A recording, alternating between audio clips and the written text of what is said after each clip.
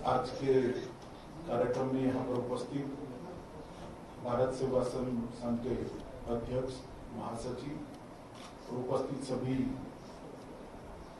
सन्यासियों के श्री चरणों में मैं प्रणाम कर मेरी बात की शुरुआत करना चाहता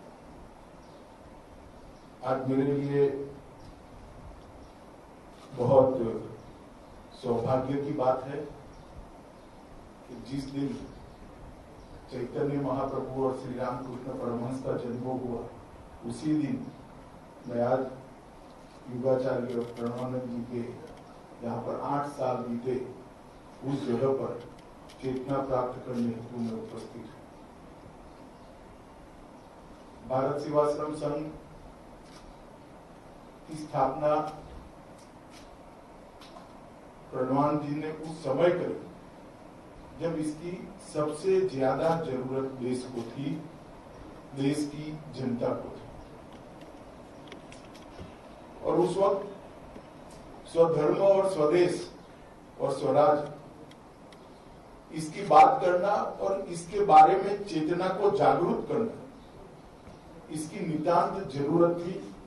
तब स्वामी प्रणवानंद जी ने भारत सेवाश्रम संघ की स्थापना की और इतने सालों तक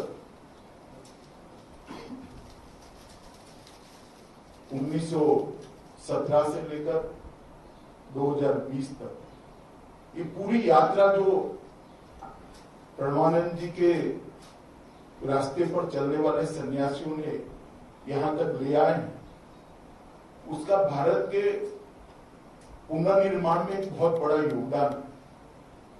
शायद आप लोगों को मालूम नहीं होगा, मेरे जीवन पर जो कुछ लोगों का बहुत गहरा असर है, उसमें से स्वामी गणेशानंद जो भारत सेवाश्रम के अहमदाबाद में थे, इनका बहुत गहरा असर मेरे जीवन पर भी है।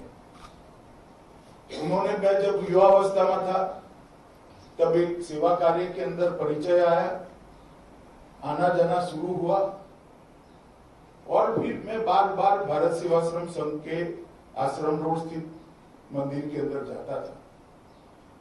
उनके पास से मुझे प्रणवानंद जी के जीवन के बारे में, उनके उपदेश के बारे में, उन्होंने दिए हुए लक्ष्यों के बारे में ढेर सारी जानकारी मिली। तब मैं आश्चर्यचकित हो जाता था कि घोर अंधकार के युग के अंदर वो सन्यासी इतनी स्पष्टता के साथ देश और धर्म दोनों की सेवा एक ही है।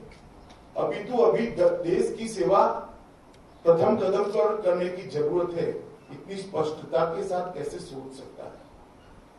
और मैं मानता हूं कि उनके बताए हुए रास्ते पर भारत सेवाश्रम संघ ने देश भर में जो सेवा प्रकल्प किए हैं, इसके अंदर न सिर्फ इसके साथ साथ सेवा, समर्पण, त्याग, परिश्रम, इसकी पराकाष्ठा कर एक बहुत उत्कृष्ट उदाहरण सेवा कार्य करने वाले सभी संगठनों के लिए, सभी धार्मिक संगठनों के लिए भारत सेवाश्रम संघ ने प्रस्तुत किया है।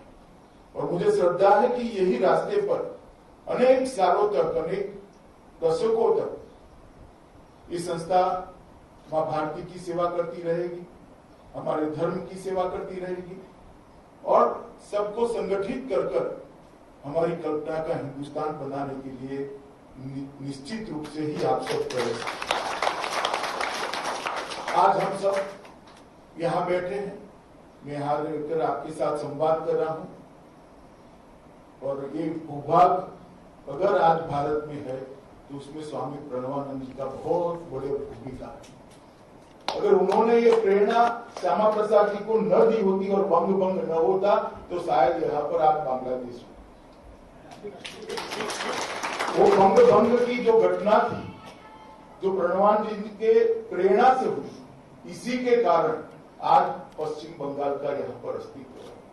और मैं मानता हूँ कि विभाजन के उस वक्त में जब बड़ी आपाधापी थी, स्थिर बुद्धि के साथ चिरकाल तक देश पर असर पहुंच सके, ऐसे देश हित के निर्णय जो हुए, इसमें श्यामा प्रसाद जी और स्वामी प्रणवानंद का बहुत बड़ा योगदान है। देश इसको और मैं आज भी मानता हूं इन्होंने स्वधर्म और स्वराज की जो बात करी थी वो तभी पूरी हो सकती है जब उनकी कल्पना के भारत की हम निर्मिति करें। और आज मुझे कहने में कोई संकोच नहीं है कि नरेंद्र भाई के नेतृत्व में देश के प्रधानमंत्री जो आत्मनिर्भर भारत की बात कर रहे हैं वो उसकी दिशा में एक बहुत बड़ा कदम है। और आज भारतीय संस्कृति को, हमारे संस्कार को, हमारी जीवन परंपरा को पूरी दुनिया सम्मान के साथ देखती है, पूरी दुनिया सम्मान देती है। इस दिशा में हम काफी कुछ कर पाए हैं। मैं आज यहाँ आया हूँ, जब से मैं इस भवन के अंदर कदम रखा मुझे मालूम है यहाँ प्रणवानंद जी के जीवन के कई साल बीते। यहाँ आने के बाद चेतना और ऊर्जा प्राप्त कर मैं जा रहा हूँ और आप लोगों को विश्वास दिलाता हूँ कि चेतना और ऊर्जा निश्चित रूपेण 100% देश को प्रणवानंद जी की कल्पना का देश बनाने के लिए ही काम करें। भारत युवा संघ जिस प्रकार से आज भी मूल चीजों को लेकर, मूल बातों को लेकर अपने आप को स्थिर रखे हुए हैं, वो बहुत कम संस्थाएं कर पाती हैं। और इसलिए मेरा मानना है कि स्वामी प्रणवानंद जी के जीवन, उनका जीवन कवन, उनका उपदेश भारत के ज्यादा से ज्यादा युवाओं तक पहुंचे। इसलिए आप सब जो सन्यासी कर रहे हैं, इसके साथ में हम सब भी क्या कर रहे हैं, कर सकते हैं, वो अगर स्वामी जी हमें जोड़ेंगे तो मुझे भी बड़ा आनंद होगा। और जितना भारत का युवा युगाचार्य प्रणवानंद जी को पढ़ेगा, उतना सारे उसके मन में से कंफ्यूजन, शंकाएं, संदेह सारी इसका निरसन होकर एक स्थिर मार्ग पर वो चलकर हमारे कल्पना के भारत का निर्माण करेगा। मैं अतः आपको इतना ही कहना चाहता हूँ, मेरी पार्टी प्रणवानंद जी के उद्देश्यों को लेकर इतनी ही चिंतित है, इतनी ही कर्तृत्ववान है जितना भारत सेवा संघ है। अतः मैं मेरे सभी साथियों की ओर से आप सभी ने यहाँ पर हम सबका जो स्वागत किया और प्रणवानंद जी के स्थान के दर्शन करने का लाभ दिया, इसलिए हृदय से मैं आप सबका धन्यवाद कर मेरी बात को समाप्त करता हूँ। वंदे मातरम।